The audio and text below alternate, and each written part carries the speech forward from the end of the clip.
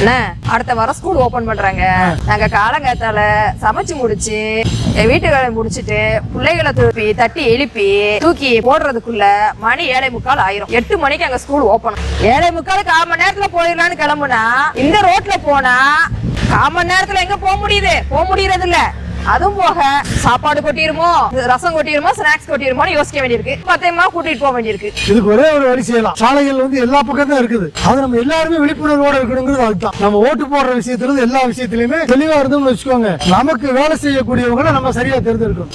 அது ரொம்ப அவசியம். அப்புறம் நம்ம இன்னொரு விஷயம் என்ன சொல்லட்டுமா? அப்புறம் சொந்தக்காரங்க எல்லாம் நீ வரேன் நான் வரேன்னு சொன்னாங்கன்னா, இந்த மாதிரி சாலைகள்ல கூட்டு வந்தாங்கன்னா, அவங்க வீட்டுக்கா போறேன் அது வீதியில போயிடாதா, அது வீதியில போனோம்னா பாப்பிட்டான்னு சாடிட்டு போக சாலை ஒளிய மேடுமா இருக்குட்டு வரதே போன்ல கேட்டுக்கலாம். தகவல் தொடர்பு அப்படி போயிடும்.